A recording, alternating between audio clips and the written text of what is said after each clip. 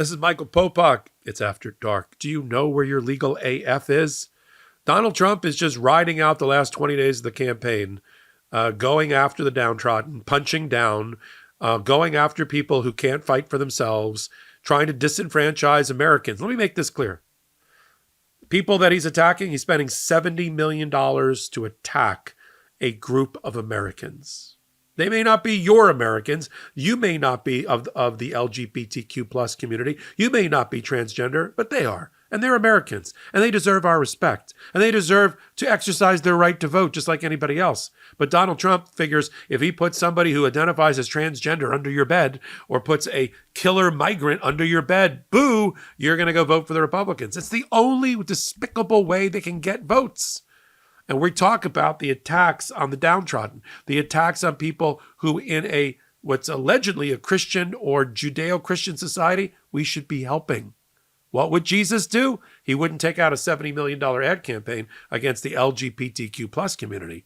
But we break it all down for you on Legal AF, the podcast. Take a listen. Michael Popok, let's talk about Special Counsel Jack Smith's request to make public more of the information and data from his 180 plus page filing saying that Donald Trump should not have absolute immunity in the Washington, D.C. federal criminal case based on these specific facts, that it's not core constitutional functions, it's not official acts. The presumption is rebutted based on the fact that Donald Trump was acting as citizen Donald Trump, candidate Donald Trump, not in any official capacity to try to overthrow a free and fair election. As part of that filing, a lot of the information from the actual filing itself has been made public. But then there was that second step, all of those exhibits, which are in the appendix, and making that public, and which can be public, which cannot be public. So Judge Chutkan ruled that a lot of it can be made public. I want to hear from you, break it down with the specifics. But then Donald Trump's campaign said that they were going to take litigation actions, I think was a direct quote, against Judge Chutkan. So Judge Chutkan ruled, make it public. And then she said, I'm not sure what you mean by litigation actions against me, but I will temporarily stay the order if you intend to file something else, because I think she wants to. She knows she has a hostile right-wing extremist Supreme Court, so she's doing that to appease them so her ruling doesn't get, I think, overturned on a technicality. Let me hear from you, Popok. What's going on there? Because it was big news this week you covered. It was great. It was big news. And I think Chutkan set the trap for Donald Trump, and he's going to step right into it. And on a week from today or so, on the 17th or 18th of October, we are going to get the release, I believe, of another 300 to 400 pages plus exhibits of evidence against Donald Trump, not because Jack Smith wants to do it before the election. He had no control over the timing.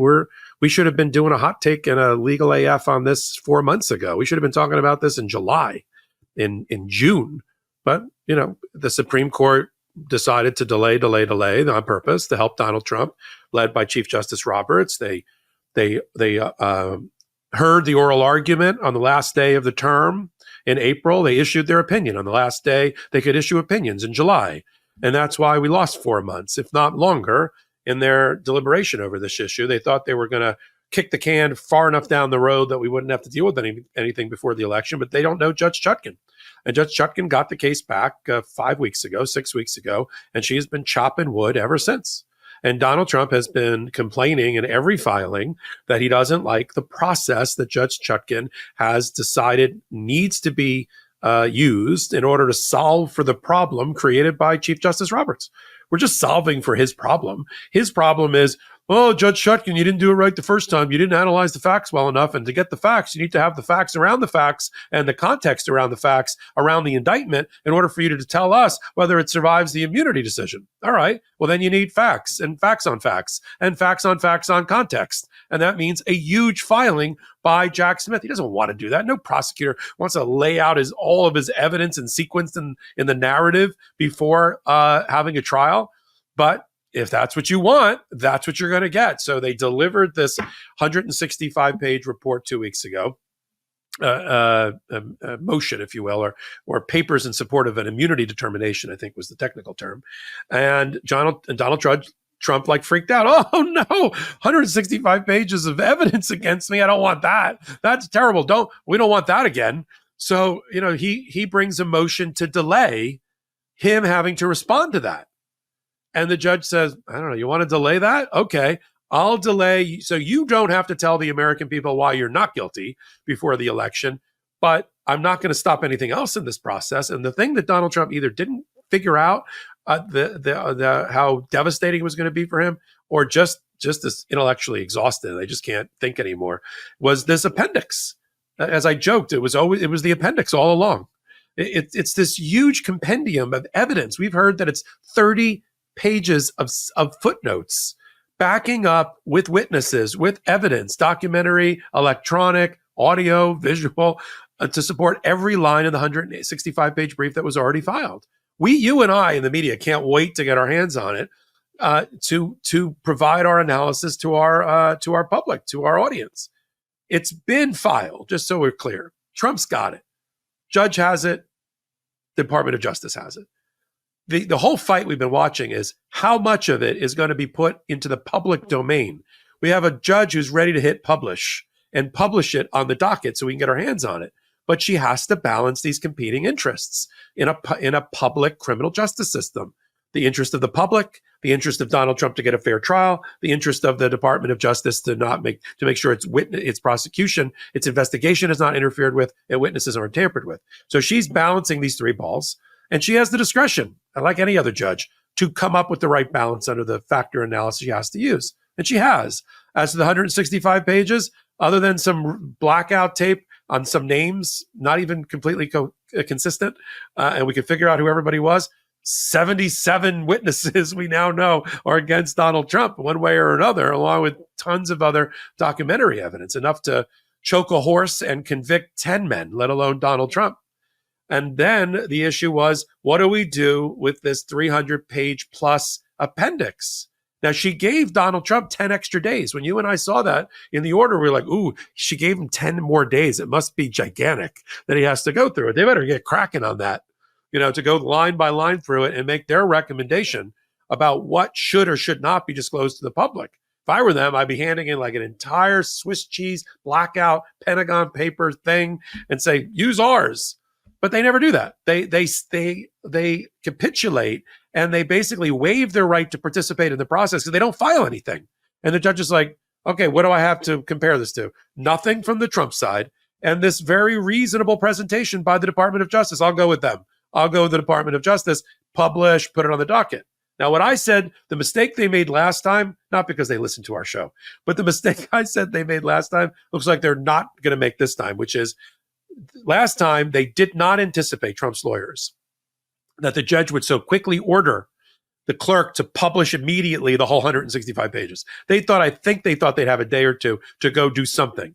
And the phrase you were struggling for, Ben, only because I did a hot take on it, is explore litigation options, ELO. It's not a thing, but they've threatened to do ELO in this most recent filing. So this time, they also didn't do what the judge ordered them to do, because they're basically going every time they have a shot, they're basically telling the judge to go legal AF herself. I mean, it's just like, we're not listening to you. We're not following your directions. We're not going to do what you're telling us to do. Sorry, we don't respect you or the process, right? And so we're not going to do that. So early, without missing their deadline, they filed I was kind in one of my hot takes. I said a page and a half. When you deduct the name of the case and the signature block at the end, it was a 3/4 of a page that the lawyers for Donald Trump filed. The first part of it was, we stand on our prior objections. All right, well, she already rejected all of those. We're not going to give you a competing appendix to compare. All right, so you've waived your right to be heard on that issue. And then lastly, Judge, while we're at it, we need a reasonable amount of time to explore litigation options if you decide against us again, which she's going to do. So she decided against them in this new order.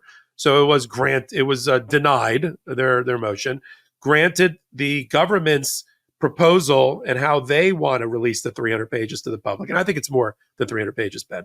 And she has her finger hovering over the publish button. to put it on the public docket. I was like waiting for it. But she said, I'm going to, this is the part where you said she's making sure she doesn't have any reversible error in her process. She said, I'll give you another week. I'll give you one more week. And here's what she's basically told them, bring it, or go legal AF yourself. I'll give you a week to, quote, explore litigation options, whatever that means. Now, we took that, you and me both, as a veiled threat against the judge, because this is a guy who has sued or threatened to sue every judge in a criminal or other process against him that has ruled against him in one way or the other. He's attacked Lewis Kaplan, the federal judge in the E. Jean Carroll sex assault case. He's attacked Judge Merchan and his family in the 34-count felony conviction against Trump himself and the 17-count felony conviction against his company a year earlier. He's gone after Judge Engoron and his family and his principal law clerk in the $500 million civil fraud case. He's got gag orders all around him. So threatening a judge, I don't want us to get fatigued by this or to normalize it, is par for the course for Donald Trump. So I don't know if he's threatening to sue the judge or he's threatening to take an emergency appeal of the judge. But whatever he's going to do, here's my prediction. Could be wrong. I've been wrong before. I'll be wrong again. But this is my best analysis. He's going to try for public optical purposes for the campaign. No, it's not legally going to work, to take an appeal to the D.C. Court of Appeals. He's going to say, that judge over there doesn't like us, and she's doing election interference again, and she's releasing documents that she shouldn't be releasing. In fact, the whole process is upside down. She should just be ruling on the four corners of the indictment. That's all she really needs. And the rest of this is just election interference by the Biden administration. And you should tell her no. And you should put a stop and a pin and a stay in her use of discretion to decide what goes on the public docket or not. And that's going to lose at the D.C. Court of Appeals. Then he'll try, I guess, he's only got a week. The judge didn't say, oh, I'll give you a month. She said, I'll give you a week. And the week is, by the time we recorded this now, on live here, we're 4.5 days. They're only got 4.5 days left. So he's got to take two appeals and try to get to the U.S. Supreme Court. First stop, Chief Justice Roberts. I don't even think this alt-right wing is going to say that Judge Chutkan in process, in balancing the factors, which Trump always ignores, had done it wrong. One last comment about what Donald Trump filed, just as an insult to the American people. I mean, forget it. While we're watching Kamala Harris earn the vote of Americans every day, everywhere, pitching a tent in every battleground state and everywhere else through social media, corporate media, podcasts, who's your daddy, you name it, she's earning your vote. By contrast, Donald Trump's like phoning it in. The 3/4 of a page is, I left out something. Not one citation to a case. I've never seen anything filed in federal court by a purportedly competent set of lawyers that didn't at least try to cite to a case to support the appeal or the stay or her actions. Nothing. In fact, they only cited to Ellie Honig, the great constitutional scholar on CNN, and an article by the New York Times.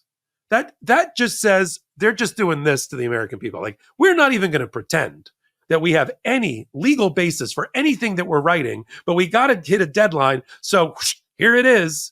I mean, come on, ChatGPT could do better than that. Welcome back. If you're already part of our community, I thank you personally for being here. If you'd like to join our community or thinking about it, here's a personal invitation from Popok to you. Wednesdays and Saturdays at 8 p.m. Eastern Time, we do a full-length podcast. That was a clip called Legal AF. If you don't know why we called it that, now you do. We put together the top 3 or 4 stories at the intersection of law and politics, and we bring it to you there, podcast format. Pick it up on YouTube and on wherever you get your podcast from. And I got great news. There's so much legal and political stuff to talk about, and we have so many people interested. I mean, we got 40 million views a month of Legal AF work and my work here on this network, that Legal AF and MTN, MeidasTouch Network, got together and said, maybe we need to form a new channel that's collaborative with the MeidasTouch Network, that's also pro-democracy. What should we call it? How about Legal AF, MTN? And that's what we did. We're only less than a month old. We're 3 weeks old with 200,000 subscribers in sight for this weekend. You can help. So until our next hot take, until our next Legal AF and exclusive content on Legal AF MTN, this is Michael Popok, and I'm reporting. In collaboration with the MeidasTouch Network, we just launched the Legal AF YouTube channel. Help us build this pro-democracy channel where I'll be curating the top stories, the intersection of law and politics. Go to YouTube now and free subscribe at Legal AF MTN. That's at Legal AF MTN.